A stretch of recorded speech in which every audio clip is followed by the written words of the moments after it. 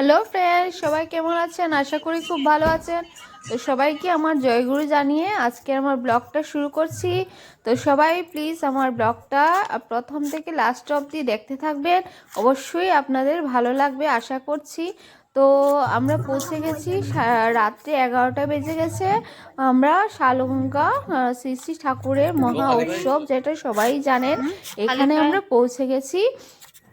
তো আজকে 23 তারিখ, আগের দিন আমরা পৌঁছিলাম, কারণ 24 তারিখ উৎসব আছে। আমরা যেতে পারবো কি না কোনো গ্যারান্টি নেই।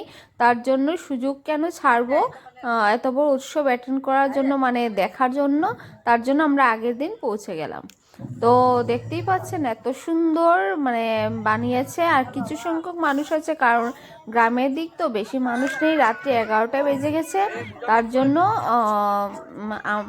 কিছু কিছু মানুষ বসে আছে, আর কিছু কিছু মানুষ খেয়ে দিয়ে প্রসাদ গ্রহণ করে চলে গেছে। তো দেখতেই পাচ্ছেন কি সুন্দর মণ্ডপটা, এত সুন্দর লাইটিং করে আছে, ব্লু, গ্রিন, পিঙ্ক, ইয়েলো দিয়ে কি সুন্দর লাইটিং করে মণ্ডপটা বানানো হয়েছে। তো আমি সামনে যাচ্ছি দেখানোর জন্য আপনাদের সবাইকে। দেখতেই পাচ্ছেন কি সুন্দর করে সাজানো হয়েছে। শ্রী শ্রী ঠাকুর, বড়মা, বড়দা, বাবাইদা, অবিন্দা সবই আছেন এখানের মধ্যে রাখা। তো একটু একটু করে আপনাদেরকে দেখাবো, সেটা আপনারা আমার ভিডিওটা দেখতে থাকুন। ভিডিওর মাধ্যমে আপনারা সব আপডেট পেয়ে যাবেন, দেখতে পারবেন।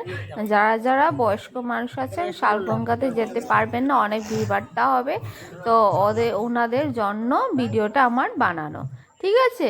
আর যারা যারা বাইরে আছেন, আমাদের সৎসঙ্গ ঠাকুর উৎসব অ্যাটেন্ড করতে পারছেন না, ওনাদের সবার জন্য আমার ভিডিওটা বানানো, ঠিক আছে। তো দেখতে পাচ্ছেন আমাদের আচার্যদেব বাবাইদার ওনার ফটো এখানে রাখা, খুব সুন্দরভাবে ডেকোরেশন করা হয়েছে। এই যে চূড়াটা green colour, pink colour lighting করেছে, এত সুন্দর লাগতেছিল যে সেই দৃশ্যটা কিন্তু আপনারা রাত্রিবেলা না গেলে কিন্তু অনুভব করতে পারবেন না। সেটা আপনার যেতে হবে লাইটিংটা দেখার জন্য, রাত্রিবেলা। তো আমরা রাত্রিবেলা সুযোগ কেন ছাড়বো, চলে গেলাম। তো এখন যাচ্ছি আমার প্রিয় দাদা অবিন্দাদার কাছে, এখন চলে যাচ্ছি।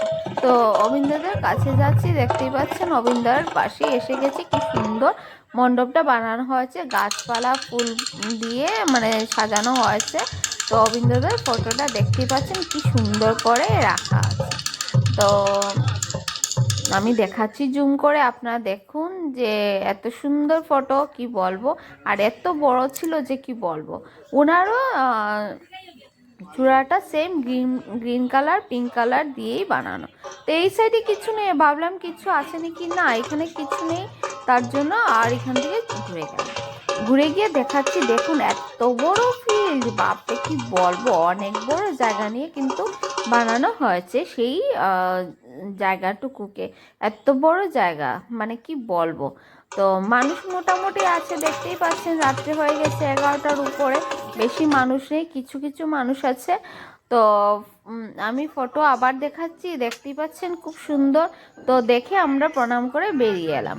তো বেরিয়ে দেখলাম বাপরে গেটের বাইরে বাপরে গেটের বাইরে তো জিরাফের স্ট্যাচু রাখা, বেড়া দিয়ে গ্রিন কালার দিয়ে কি সুন্দর করে বেড়ার ভিতরে জিরাফ রেখেছে, দুই ধারে দুইটা জিরাফ রেখেছে বাঁশের বেড়া দিয়ে।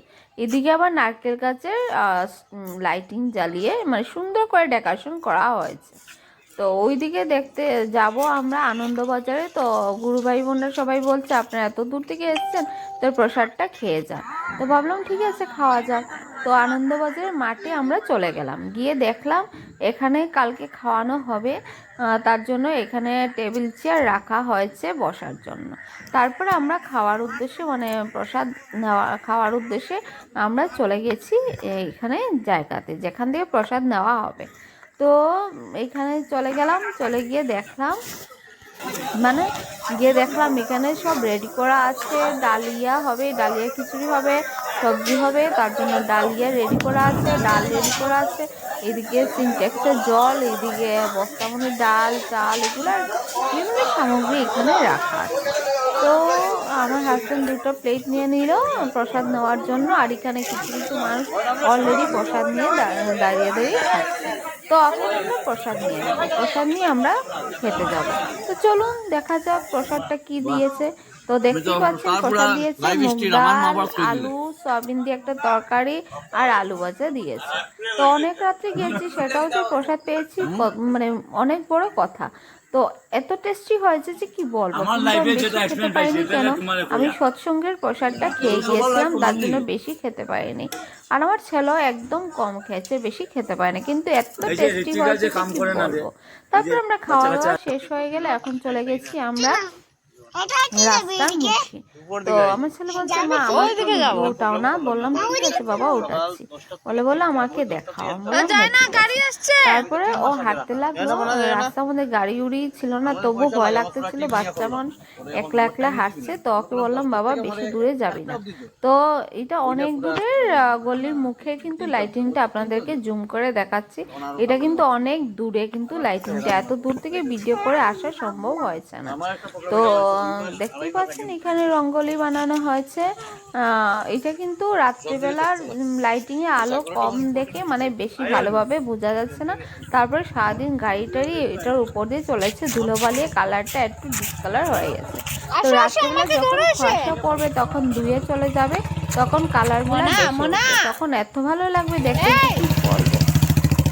তো চলুন আমরা আরো রঙ্গোলি দেখতে গিয়ে, চলুন আমার সাথে এসে পড়ছি আমরা আরেকটা দেখতে। এটাও বিশাল বড় বানিয়েছে, বাপরে যে কি বলবো, এত সুন্দর লাগতেছিল না মানে রঙ্গোলিগুলা দেখতে। তারপরে এখন আমরা চলে যাব আবার এখানে এসে গেছি মানে মণ্ডপের গেটের সামনে। তো মণ্ডপের গেটের সামনে বিরাট